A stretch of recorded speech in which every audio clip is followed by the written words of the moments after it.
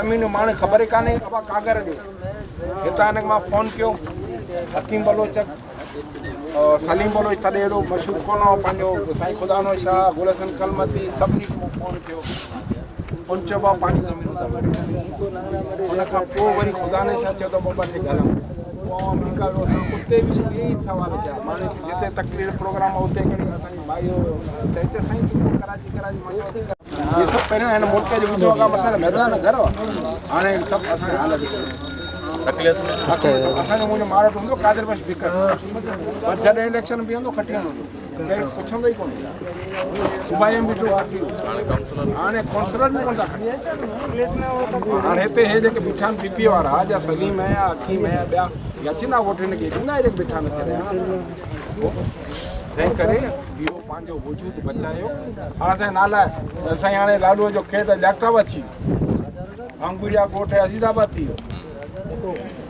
जानू ॻोठ हो गुलीमार थी वियो तोता रहंदा हुआ उहो ॻोठ हाणे वज़ीरा कॉलोनी थी वियो बैरिया टाउन।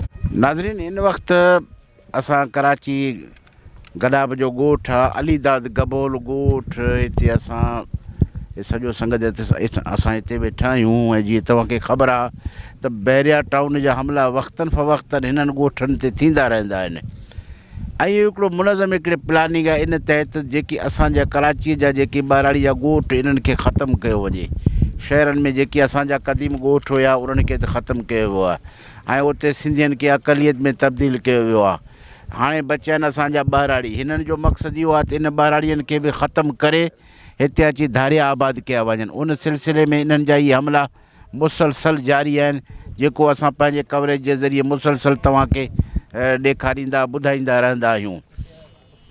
हाणे ताज़ो 2-3 ॾींहं अॻे अलीदाद गबोल ॻोठ, अली मोहम्मद गबोल ॻोठ ऐं ॿिया जेके हिते गबोलनि जा वेझड़ाई में ॻोठ हुया जेके बैरिया टाउन सां लॻ हुया, उन्हनि ते ॻोठनि ते हमिलो करे इन्हनि जा जेकी होटलूं हुयूं, दुकानूं हुयूं ग़रीब मिसकिननि जा, हालांकि उन्हनि जे बाउंड्री वाल खां बि ॿाहिरि हुया, उहे सभु इन्हनि डाहे पट करे छॾिया आहिनि। सो अॼु हिते गबोल बिरादरी जो कट्ठा ॿिया हिते आसपास जेके मुतासिर उहे ख़ानदान हिते मौजूदु आहिनि ऐं जिस्किम जो सीनियर रहनुमा साईं इलाही बख़्श ख़ान बिकिक बि असां सां गॾु हींअर मौजूदु आहे ऐं गबोल बिरादरी जो क़ौमी सरदार साईं कादिर बख़्श ख़ान गबोल बि हिते असां सां वेठो आहे। अचो त साईं वारनि सां थोरो इन सिलसिले में ॻाल्हायूं। साईं इलाही बख़्श ख़ान हे छा पियो थिए सिंध में? साईं इहो असांखे अक़लियत में करण लाइ करे हिते नओं इसराइल तामीर करण लाइ करे ही सोचे साजे सम्झी मनसूबे तहत जंहिंमें पीपल्स पार्टी मुलवस आहे। अॼु असां हिते हिन गबोल ॻोठ में आया आहियूं। हे पुराणा 100 साल पुराणा असांजा पढ़नि। ॾिसो असां हमेशह जसकम दंगनि ऐं नंगनि जे लाइ विड़िए हमेशह विड़िए अॼु बि विढ़ंदासीं, पर हिकिड़ी सरासर नाजाइज़ी मलिक रियाज़ ऐं बैरिया टाउन जेका करे रहियो आहे ऐं उन जी पुठभराई पीपल्स पार्टी करे रही आहे, न त हुन जी एॾी ज़रूरत न हुजे हा। हेॾो असांजो पुरमन धरणो हो जंहिंखे हिन पंहिंजा पैसा ख़र्च करे चंद लख रुपयनि जो नुक़सानु कराए अरबें रुपयनि जी असांजी ज़मीन फॿण जे लाइ उन सॼो ड्रामो करे इहे केमिकल आणे इहे पंहिंजा गेट साड़ियईं। पोइ असांजे मथां असांजे अॻुवान जे मथां 27 31 फायरूं कयूं वयूं त इहे ख़ौफ़ज़दा थींदा, भॼी वेंदा, मैदान छॾे वेंदा। असां अॼु बि उन मैदान ते आहियूं। असां मलिक रियाज़ खे तव्हांजे गबोल मीडिया एतिरो इहो चैलेंज था कयूं त असां हिकु इंच जी हिफ़ाज़त कंदासीं। तव्हां असांखे अक़लियत में तब्दील करे हिते नओं इसराइल तामीर करणु चाहियो था, असां कंहिं बि सूरत में तोखे तामीर करणु न ॾींदासीं। सुप्रीम कोर्ट जो 2016 जो फ़ैसिलो थियलु आहे त बाबा 2018 जो 16 जो फ़ैसिलो थियलु आहे त ही गैर क़ानूनी गैर आइनी जंहिंखे बाक़ाइदा ख़तमु कयो वञे, ढाहियो वञे। पर ज़रदारी पीपल्स पार्टी गॾिजी करे सुप्रीम कोर्ट में हिकिड़ो हुननि जेको सो पिटिशन विधी जंहिंमें 460 अरब रुपयनि जी हिकिड़ी रिश्वत सम्झो, भले मूंखे केरु हिन में ॿधो या सज़ा ॾियो चाहे कहिड़ी बि ॾियो, रिश्वत ॾिनी वई जंहिंजे करे वरी हे इनखे सो बि 16,000 एकड़नि ते हिनखे मुश्तमिल कयो वियो आहे। हिन वक़्तु 40,000 एकड़नि खां वधीक हे कब्ज़ो करे वियो आहे। अञा असांजा ॻोठनि ते हीअं तव्हां फुटेज बनाया हूंदा, उते बदमाशी करे हिते उन्हनि खे ज़बरदस्ती लॾाइण जी कोशिशि करे रहियो आहे। असांजी हिमत असांजी ज़रूरत अॻु खां बि वधीक आहे। असां इहे धरणा बि हणंदासीं, असां आइनी क़ानूनी रस्तो इख़्तियार करे हिन मलिक रियाज़ खे त भॼाईंदासीं। ऐं ॿियो त ही ॻोठ ॾिसो, असांजा ॻोठ जेके क़दीम हिते असांजा क़ब्रिस्तान हुआ, हिते असांजो भिटाई जो तकियो, हिते पुराणा क़ब्रिस्तान ख़तमु करे उते हिननि जेके अयाशी जा आॾा बनाया आहिनि। तंहिं करे असां तव्हांजे गबोल मीडिया जे थ्रू ऐं असांजो मौज़ सरदार गबोल साहिबु वेठो आहे ऐं सभिनी दोस्तनि सां असां इहो वचन था कयूं त जसकम जीअं सिंध क़ौमी महाज़ तव्हां सां हर हंधि हर जॻह ते असां दंगनि नंगनि जी हमेशह हिफ़ाज़त कई आहे। हिन वक़्तु तव्हां सां गॾु हूंदासीं। बहरहाल साईं इहा त बिल्कुलु तय आहे त मलिक रियाज़ जो छा मजाल जो अती से कब्ज़ो करे इहो सॼो पीपल्स पार्टी आहे। हाणे मसइलो इहो आहे त असां ॾिठो आहे त सिंध एक्शन कमेटी आहे ऐं ॿियूं कुझु तनज़ीमूं आहिनि, पर सिंध एक्शन कमेटी जो को ख़ासि कारकर्दगी असांखे ॾिसण में न आयो।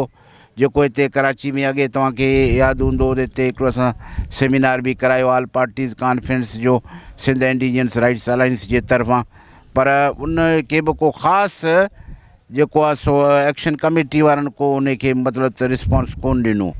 हाणे उहो सिंध जे मुख़्तलिफ़ शहरनि में जलसा जुलूस था कढनि त भई हाणे असुलु महाज़ जिते आहे माण्हू उते विढ़बो न था या महाज़ खे छॾे वञी ॿिए पासे विढ़े। सो मां सम्झां थो त सिंध एक्शन कमेटी में हाणे उहा जेका फ़ालियत उहा कोन रही आहे। सो जिस्कम जे मथां हिकिड़ी वॾी ज़िमेदारी आहे। साईं जीएम सईद जी असां चऊं था तनज़ीम आहे, तव्हांजे मथां वॾी ज़िमेदारी आहे। अॼु जेकी उहे तनज़ीमूं जेकी सिंध जा घणगुरिया आहिनि, सिंध जा वफ़ादार आहिनि, सिंध जा हमदर्द आहिनि, उन्हनि जी हिकिड़े कराची में मीटिंग घुराए हेॾे कराची खे महाज़ बनायो, हिते पंहिंजे माण्हुनि जी दिफ़ा कयो? साईं, असां हमेशह पंहिंजे माण्हुनि जी दिफ़ा कई आहे, कंदा रहंदासीं। बाक़ी रहियो सुवाल सिंध एक्शन कमेटी जो, तव्हां चयो त सिंध एक्शन कमेटी हेॾो वॾो प्रोग्राम जेको कयो, जेके हिते लखे माण्हू गॾु कया ऐं सॼी सिंध मां मुख़्तलिफ़ ज़िलनि मां हिते माण्हू आया ऐं उहो हिकिड़ो सोचे सम्झे साज़िश जे तहत उहो प्रोग्राम खे ख़तमु करण जे लाइ हिन जेको कयो। न त तव्हांखे टूल प्लाज़ा खां वठी काठोड़ ताईं तव्हांखे माण्हुनि जो लखे माण्हू हुजनि हा।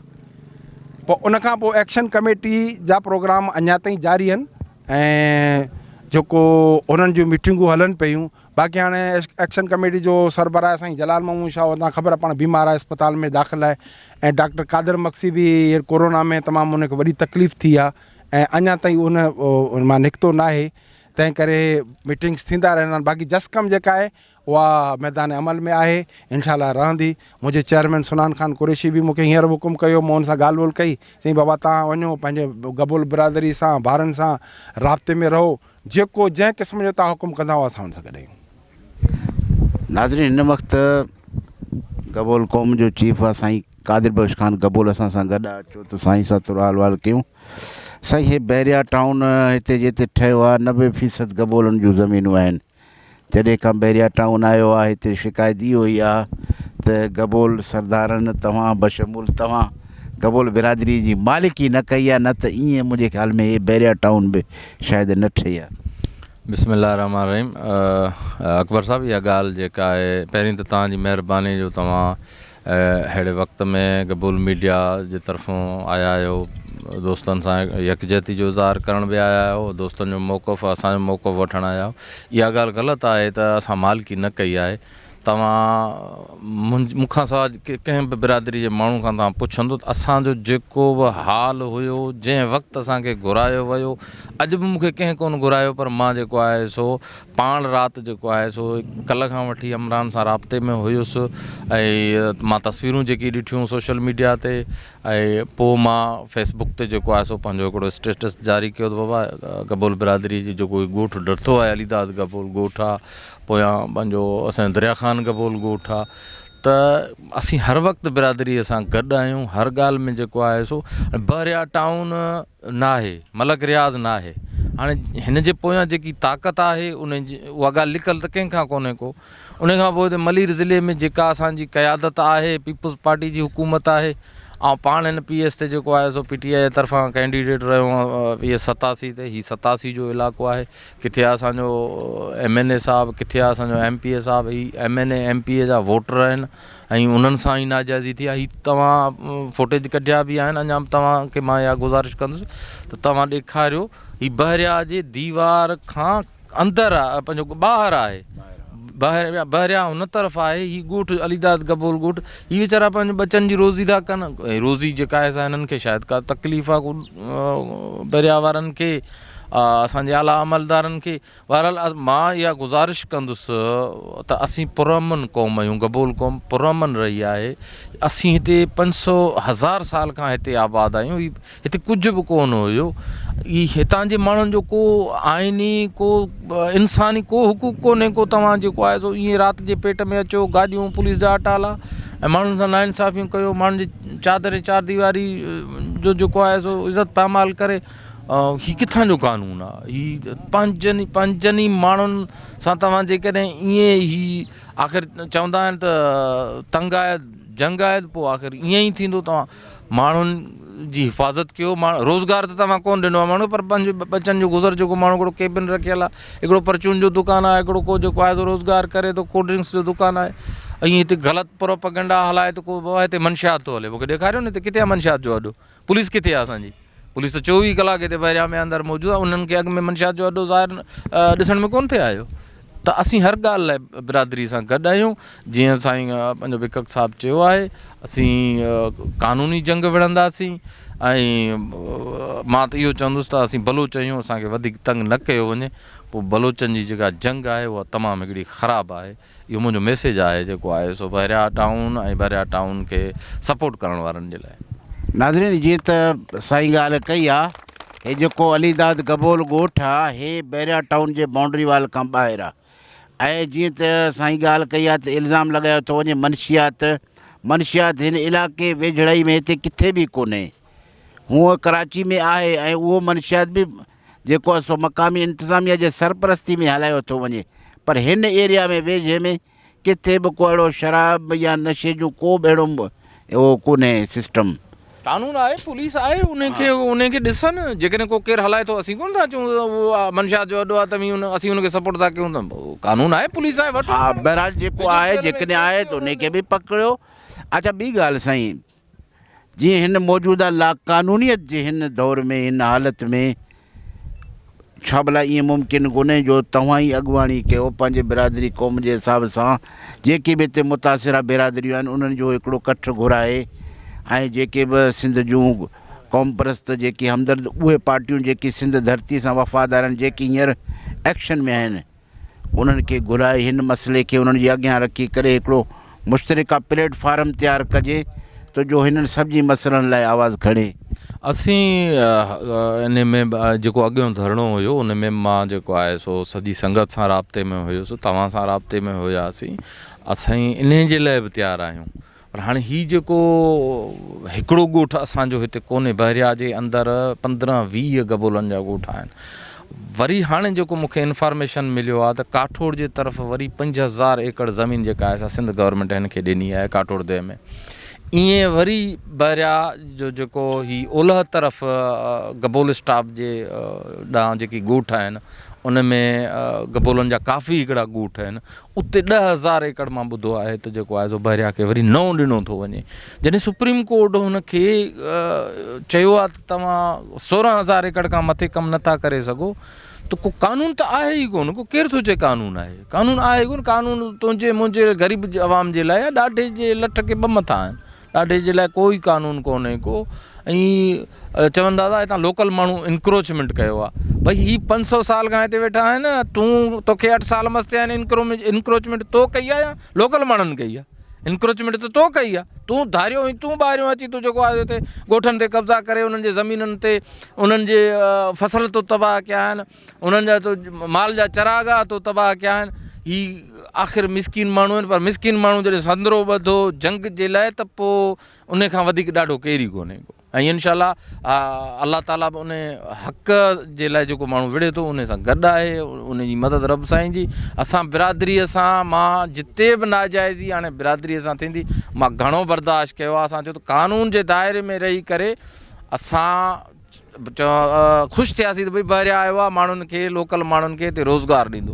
हीअ त रोज़गारु फुरण आया आहिनि, ॾियण त कोन आया आहिनि। बहरहाल असांखे इहो वाक़ई तव्हांजी ॻाल्हि सही आहे त ही सभिनी संगत खे लोकल खे गॾु करे, रुॻी गबोल कोन्हनि खे, हिते कलमती आहिनि, बुरफ़त आहिनि, छुटा आहिनि, ॿिया पंहिंजो जोखिया बिरादरी जा माण्हू आहिनि, सभिनी सां बेवाजिबियूं आहिनि। सभु गॾु थियनि, असांखे जिते बि दावत ॾिनी, सॾु ॾिनऊं, बग़ैर सॾ जे बि हलिया ईंदासीं।